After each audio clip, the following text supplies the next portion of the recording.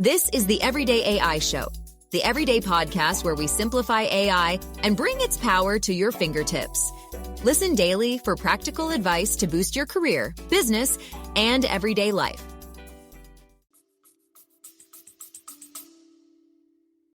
Buying AI tools is the easy part. Getting your employees to actually use them for anything meaningful, that's where most companies fall apart. Section's own research shows over 90% of employees only use AI for basic tasks. That's not ROI. Section coaches every employee on real, role-specific use cases, tracks who's driving AI impact, and gives you the data to prove it's working. For more, check out Section at sectionai.com. If you're forced to have an opinion on stoplights, I think most people would fall in one of two camps. Either one, these stoplights are annoying, I'm trying to get somewhere and they're slowing me down, or two, hey, stoplights, great, they keep people safe. And I think you can have the same two train of thoughts when it comes to AI governance. You could say, hey, this is slowing me or my company down and it's annoying, or hey, this is probably keeping us safe, this AI governance thing.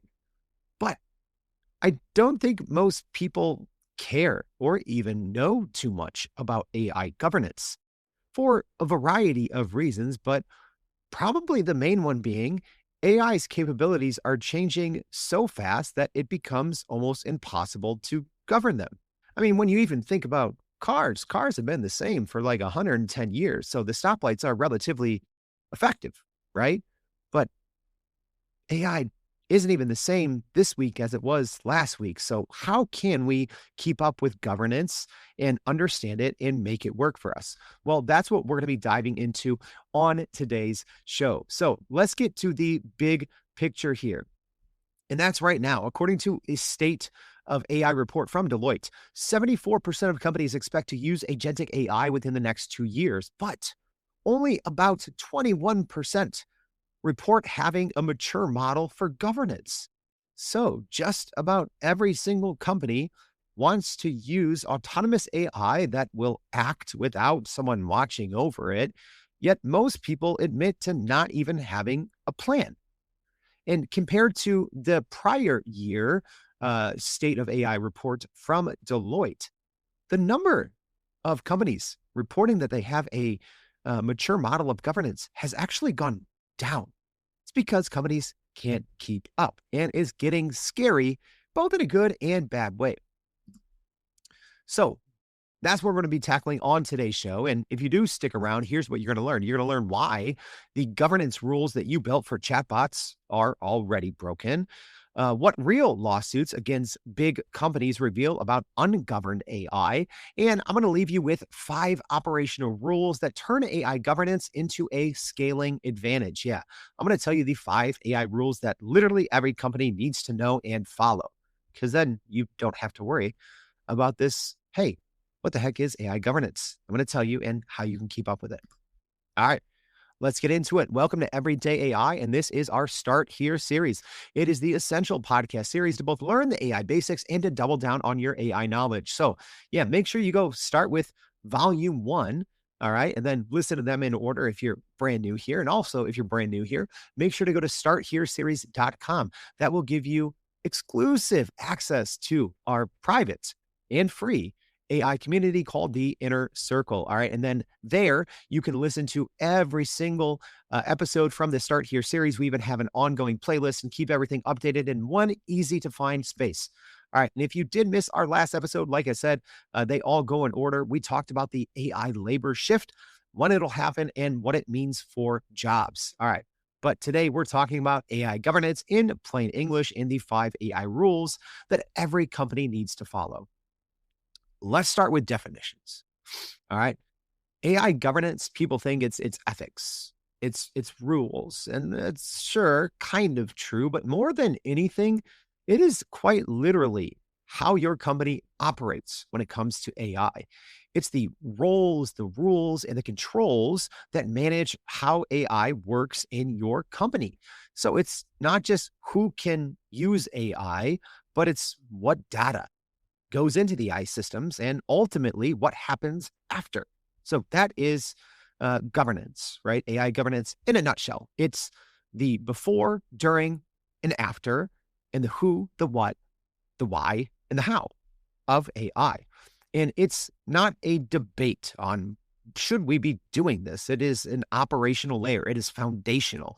And this is, it's obviously going to look a little different if you're a small business of 10 employees versus if you're a company with a multiple trillion dollar market cap. And I know we have listeners who represent both sides of that pendulum, but regardless, AI governance is extremely important, right? So think of it, and this is obviously an extremely oversimplified kind of analogy here, but I'm sure at some point when working for your company, you had to sign, some sort of, computer report, some kind of a technology policy or something like that, right? That says, here's how we use our computers, right? Uh, It's like that, but it's ever evolving because the technology is ever evolving, which is why I think some people are kind of ignoring it. And because without proper AI governance, it is just kind of chaos in the streets.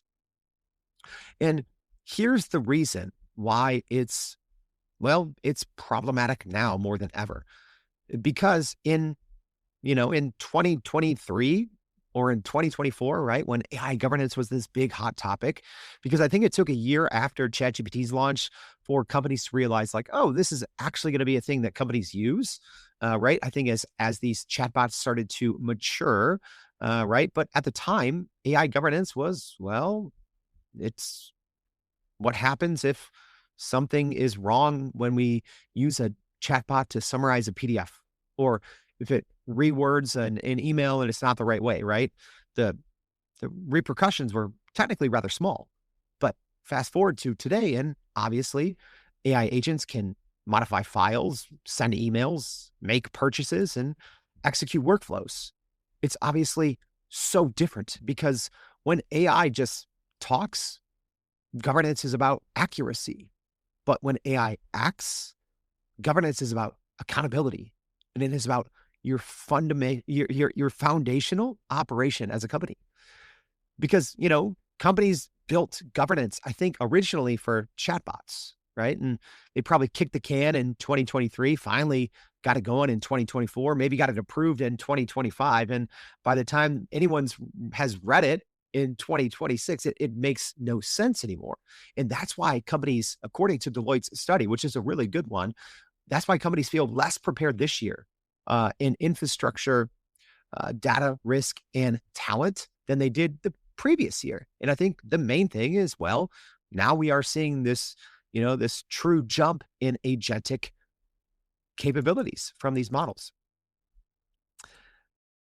And I think to truly understand governance, you unfortunately have to look at some of the cases of AI that have gone awry. All right. And there's dozens of them, but probably some names that you've heard. Right. So United Healthcare is facing a class action suit as their AI tool allegedly denied elderly care at a 90% error rate. Right. Not a good thing. And it's just, okay. By the time the company realized it, it was too late because the AI was allegedly making decisions and denying people care that should have been given care. Workday faced a nationwide age discrimination suit over its AI hiring screening tool, right? There's literally cases. I could talk about these for days because there's hundreds of them. But this is the importance of government, because those instances, they didn't require, or there was no malicious intent involved, right? Because I think most people assume when it comes to AI governance, well, hey, if our company and department and our people are just, acting ethically, and being, good, thoughtful humans, then we don't have anything to worry about when it comes to governance, right? We're not doing anything illegal. And that's the exact opposite, right? When we talk specifically the difference between, AI being able to talk versus AI being able to act in agentic AI and, autonomous loops of AI. And, now we have, this open claw, surge that's really been, popularized and legitimized, right? With, NVIDIA, the largest company in the world, came out with, their more secure version of it, called Nemo Claw. Um, it is going to become very common for your company, whether you know it now or not, to have autonomous agents acting on your behalf. And I think maybe that heightens the need for taking AI governance seriously. Because yeah, 2 years ago, it's just like, oh, let's just, put something on our website or, we'll put one little checkbox here and then we're done and we don't have to worry about anything. But now what happens when an agent didn't have a proper guardrail in place?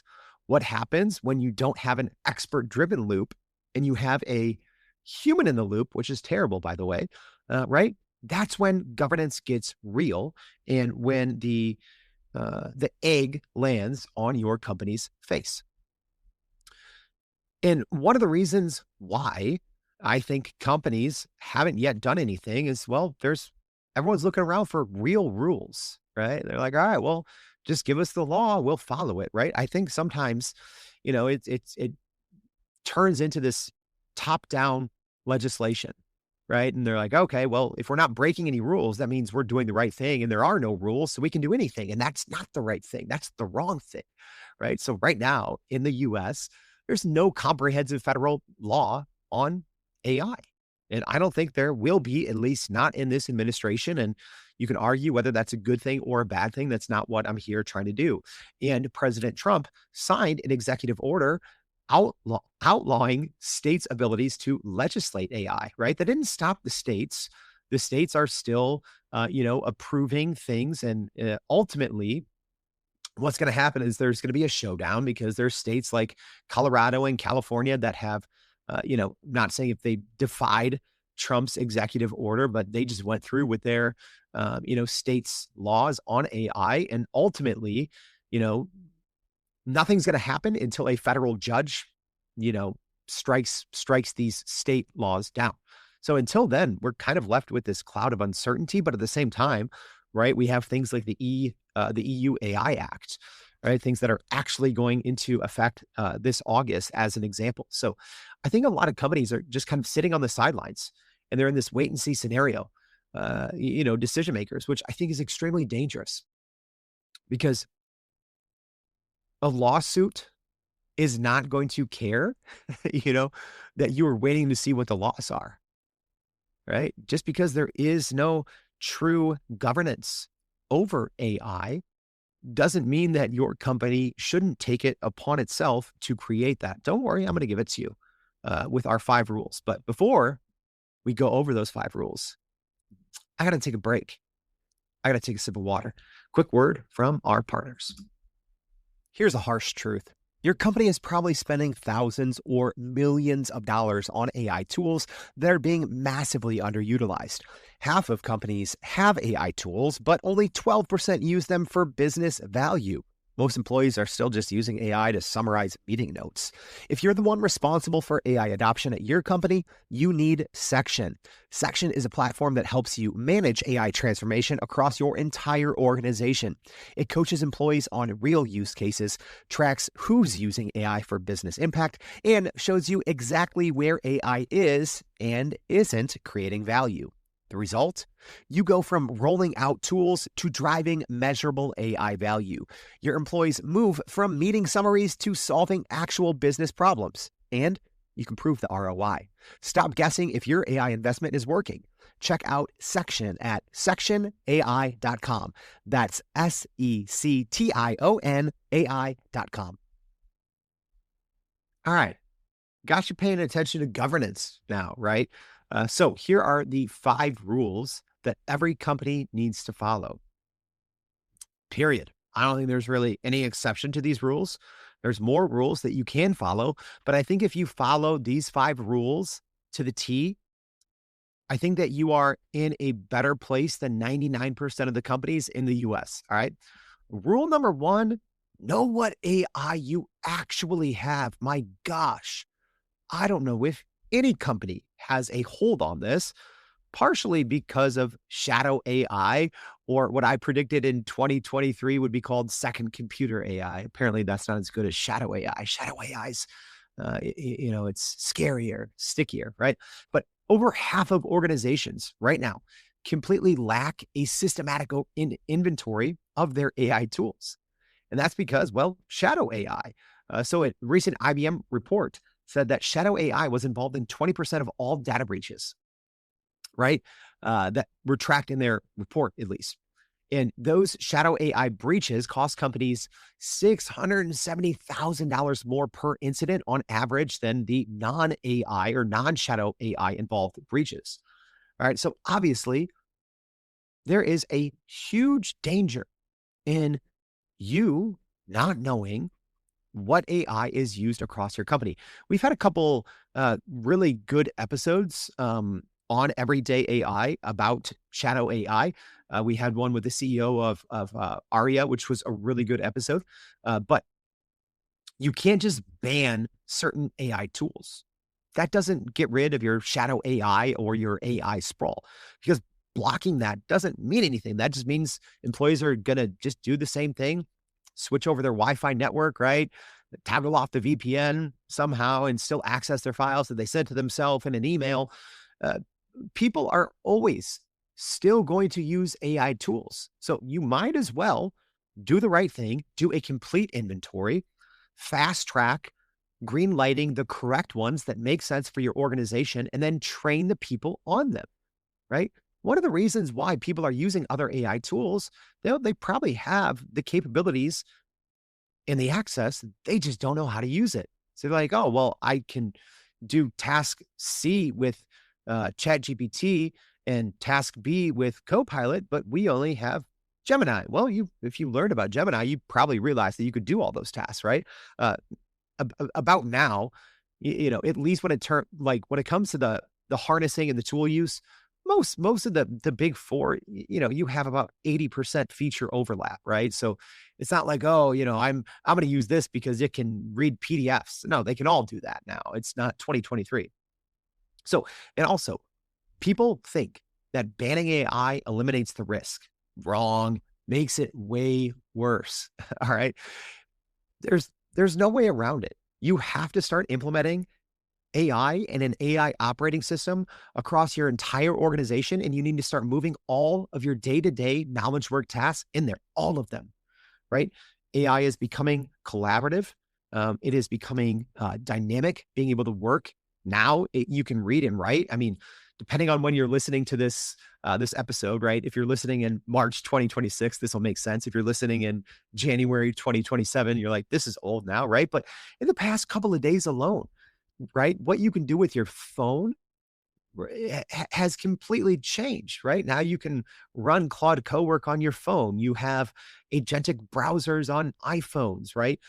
Everyone is going to be using these tools. You banning them or your company banning them, right? So if you're listening to this and you're one of those companies that have banned AI, right? Unless you're, a Fortune 10 company that maybe there's things I don't understand. Otherwise, go ahead, tell your CEO to talk to me, and I will tell said CEO that they're making an absolutely terrible mistake. Because even if you work in a highly regulated industry, working with highly sensitive data, you can't avoid generative AI and large language models. You absolutely can't, right? Even if if you're in the 0.001% that, doesn't have any internet, no cloud, right? Everything's on-prem locked down, right?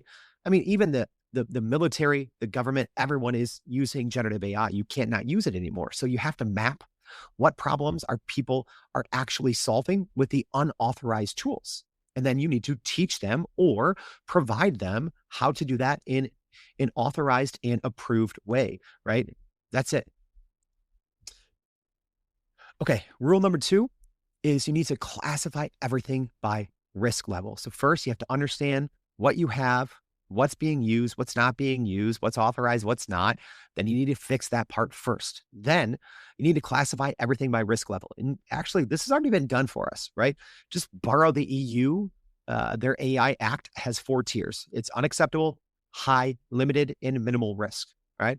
So you need to assign everything by risk level, because you don't have to apply the same level of guardrails to something that is minimal risk versus something that is unacceptable, right? You don't have to have the same approval process, the same guardrails.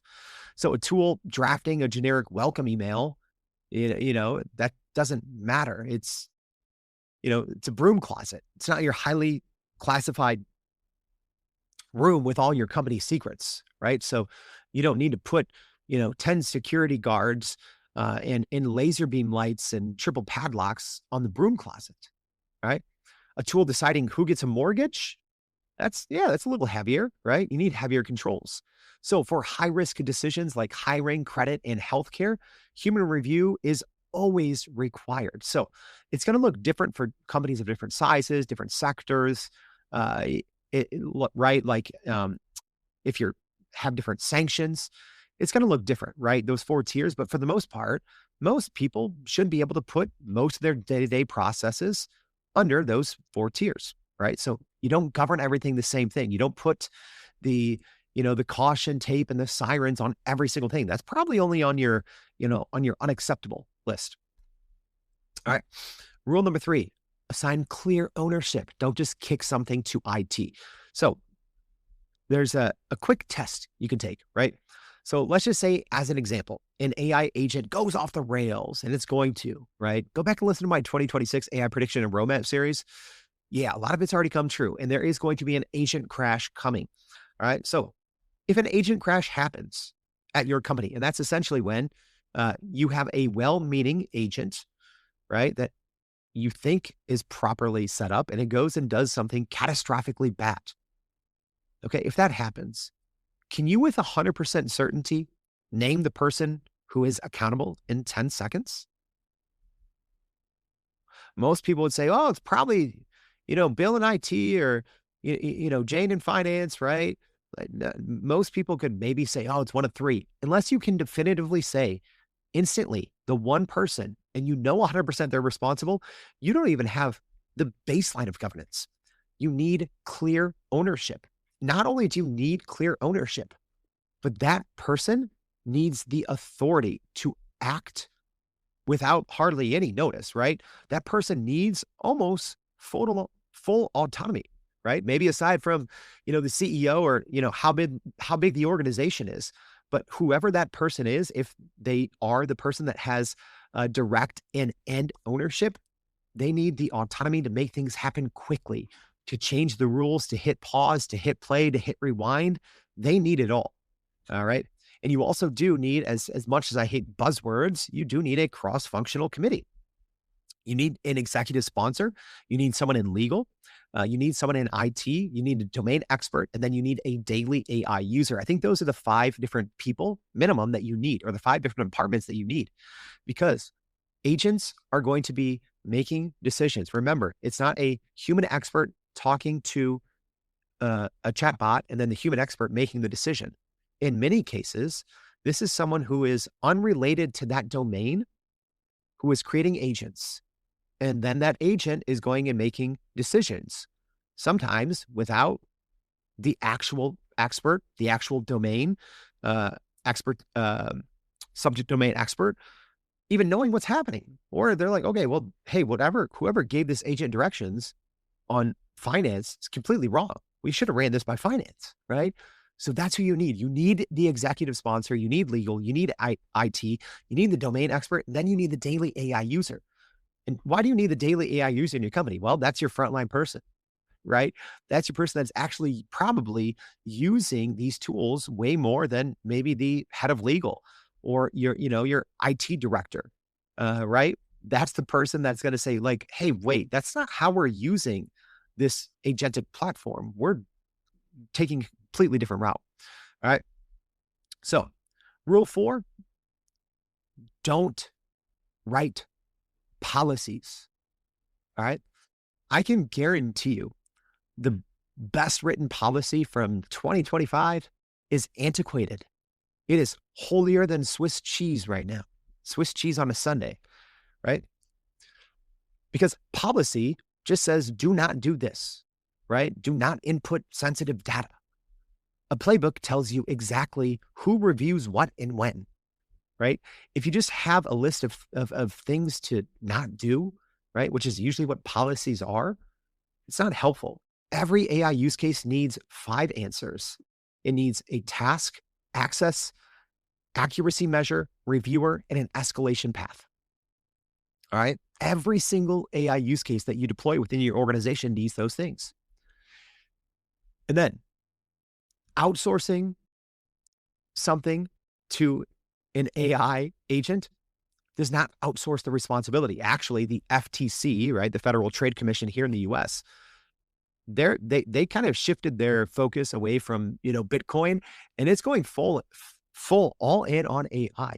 Your company is ultimately responsible for any decisions that an AI makes, right? So if you're using a fully autonomous, agentic loop, right? If you're using, right, OpenClaw, any of these things, and something goes wrong, you don't get to point the finger at OpenClaw. You don't get to point the finger at, OpenAI, Google, Microsoft, Anthropic, et cetera. No, it is on you, right? So that's why you have to have those use cases have to be thoroughly vetted, and you need playbooks on what to do, not just what not to do.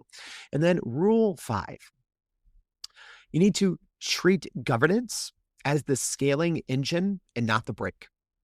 So here's what I mean by that.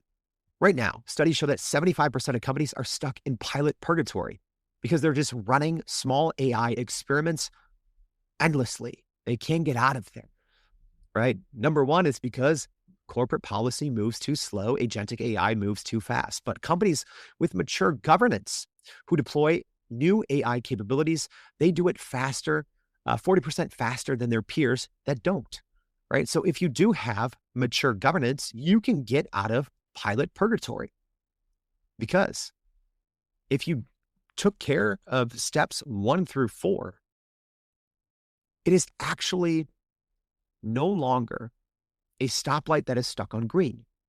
It is a working stoplight that's just, or sorry, it's no longer a traffic light stuck on red. It is a traffic light that is properly pulling the cars through and keeping them going at a high speed, right? People think, business leaders think, people on, Twitter, LinkedIn, whatever, people who are AI experts, they assume governance slows companies down. And it is the exact opposite, because without governance, you cannot compete. You cannot keep up. There's going to be too many small roadblocks along the way, too many giant Chicago-sized potholes. Your car's not going to make it out of the lot, y'all. Governance is the scaling engine, not the brakes. All right. So both studies from Align AI and IBM said that organizations with strong AI governance actually saved $1.9 million per data breach on average, right? A lot of this data just goes back to data breaches, because ultimately, like, that's where a lot of this is headed, right? When agentic AI goes off the rails, everyone knows about it. And then you have to start diagnosing, and it takes a lot of time and a lot of money. And that's where we are unfortunately learning the good lessons about what we should do in governance when we learn where things go wrong. And the biggest thing where things go wrong, it's going back. I'm gonna just read these rules here one more time. All right. I think it starts with not knowing what you actually have and not knowing what the capabilities are. All right. So rule 1, you have to know what you actually have. Rule number 2, you have to classify everything at risk by risk level. Rule 3, you need to assign clear ownership, not just kick it to IT. Rule 4, write playbooks, not policies. And rule 5, treat governance as the scaling engine, not the brake. All right. So that's not all. You might not like this part. You have to set monthly review cycles. Yes, not yearly, not quarterly, monthly. All right. Because a government policy that if you think you can set it once and forget it, that's literally like, thinking you can repurpose a 2006 social media policy, change a couple of words and use it for AI in 2026. Like, monthly review is the absolute minimum cadence to keep governance matched to reality. I've literally been doing this thing for more than 3 years, every single day. And I'm not exaggerating when I say the last 3 months, in terms of capabilities, what an AI can output and do, have far outpaced the previous 3 years. Like I said, it is scary in a good and bad way. So you cannot just set something and revisit it once a year. That is a recipe for failure. But a recipe for success is to stick with us through the rest of the Start Here series. All right. Because we're going to be guiding you along the way, whether you are brand new to AI or you're trying to keep up and double down. Thank you for going with us on this one as we went over AI governance in plain English, 5 AI rules every company needs to follow. I hope this was helpful. If so, do me a favor. And I'm not going to keep this open forever, FYI, right? Just free, open, unlimited access to our community. So go to starthereseries.com. If this was at all helpful, all right, that's going to give you free access to our community, and you can go check out every single episode in the Start Here series, all in one easy to find space, and also connect with thousands of other people in our community right now who are doing the same thing you're doing. So thank you for tuning in. Hope to see you back tomorrow and every day for more Everyday AI. Thanks, y'all. If you're leading AI at your company and your employees are barely scratching the surface of what AI can actually do, you need a better plan. Section coaches employees on real role-specific use cases, tracks adoption across your entire organization, and helps you prove the ROI to your CEO, your board, or whoever's asking. That's the job. Section helps you do it. Check out more on Section at sectionai.com. And that's a wrap for today's edition of Everyday AI. Thanks for joining us. If you enjoyed this episode, please subscribe and leave us a rating. It helps keep us going. For a little more AI magic, visit youreverydayai.com and sign up to our daily newsletter so you don't get left behind. Go break some barriers, and we'll see you next time.